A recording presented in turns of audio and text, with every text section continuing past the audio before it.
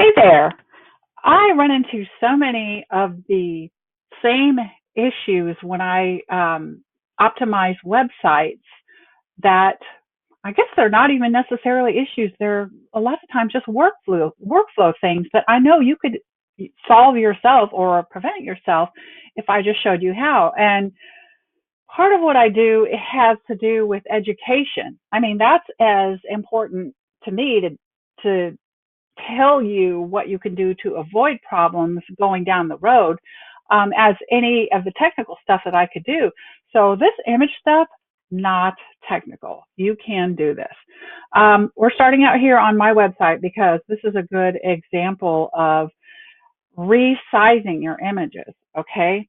A lot of times we don't even think about it, but even our camera phones that most of us use, they're taking images or photos that are like 6,000 plus pixels wide. You don't need that.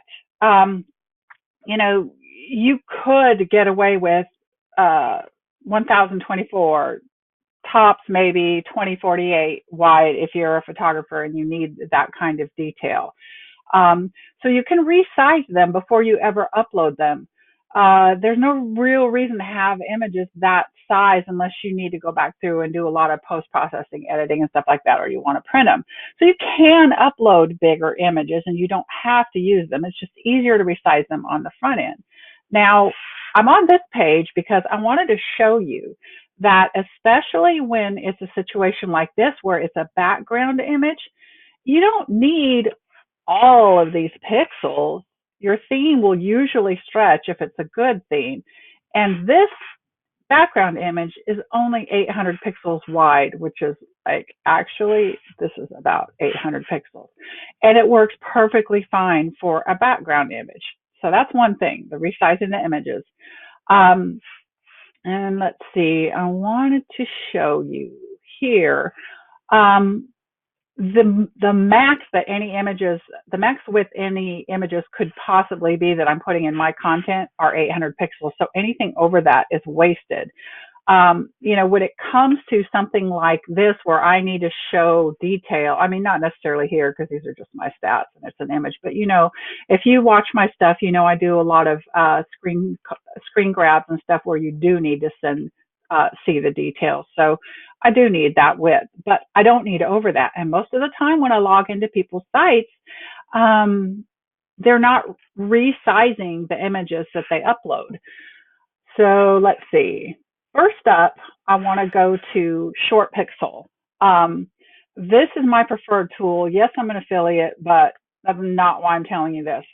I'm telling you, I go in and I optimize sites that are they supposedly already have optimized images because they could be using a free plugin or a paid plugin, but most of the time it's free. But even the paid versions like Smush or let's see, what's the other one? Tiny PNG. Tiny PNG is a good second choice, but Short Pixel optimizes way better. It's actually the cheapest paid solution out there. And I just can't say enough good things about it. And it gives you a lot of the options. We're going to go in and look at that in just a second. What, not the whole thing, but a couple of things that you need to look at here.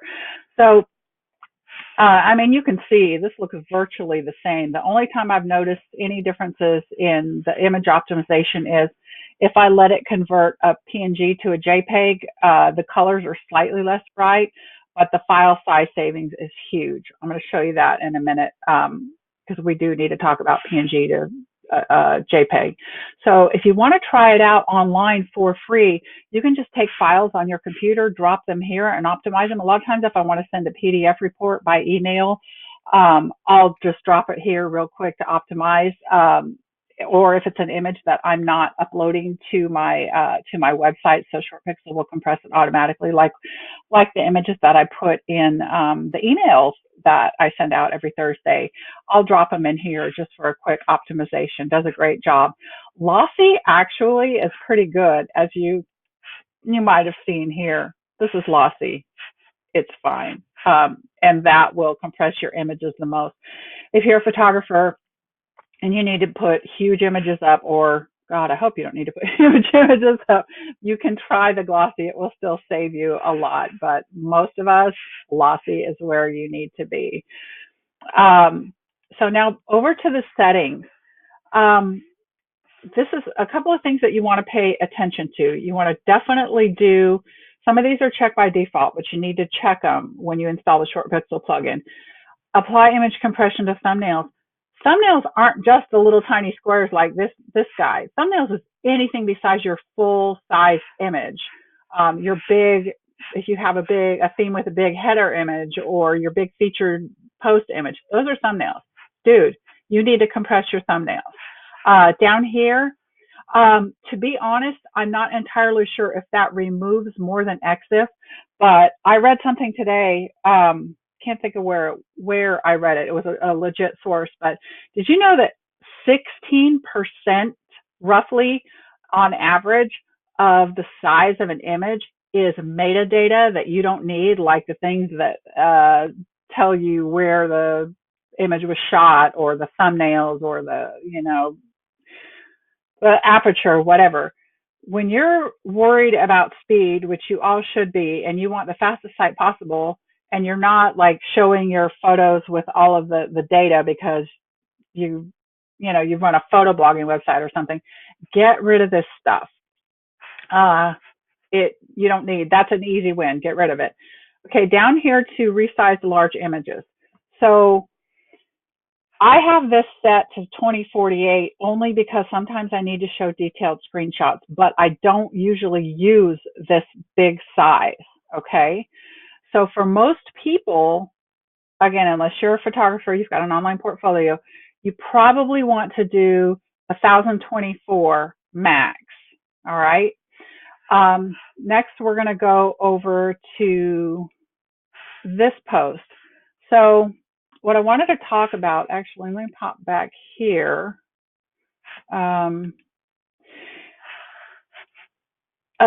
thing that a lot of people don't realize is that the PNG format is huge compared to JPEGs if you have any kind of photograph in there or something where there's not like just a flat area of color like a logo.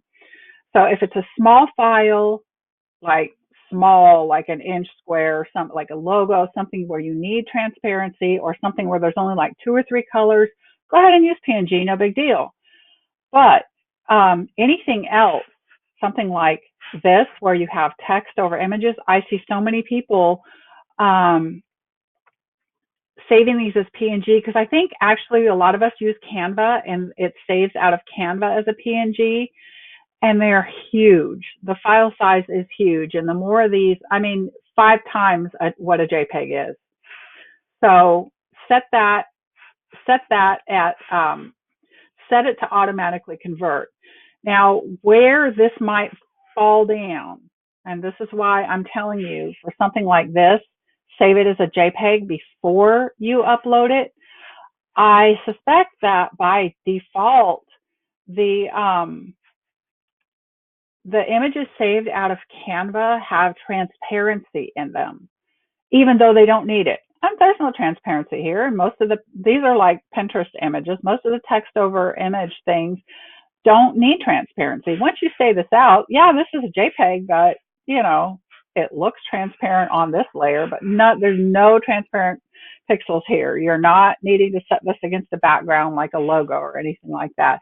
So change it to JPEG before you upload it, or save it as a JPEG. And then just in case, I would go ahead and tick this box. I did have to use this on a site that I was working on this week, this forced conversion of images with transparency, simply because all of those images that didn't need to be transparent were saved out with like that information in it. So I could not change it. And then I had to go back and upload the original files that did need transparency. And it was kind of a big pain in the rear. So you just need to skirt this issue if at all possible. Use JPEG for almost everything and tick this box just in case. Another thing that you can do that I recommend not doing is, let's see, back to the other settings is if you don't like the results and you have a backup, you can revert. You're probably going to like the results, and most of you do not have the, the server space. You'll max out your server space if you're keeping a backup. So maybe the first time you do it, if you're really nervous about it, fine, go for it. But I would uncheck this box. So that's the end of my getting the most out of actually optimized images, or creating actually optimized images. So if you have questions, give me a shout. Hope that was helpful.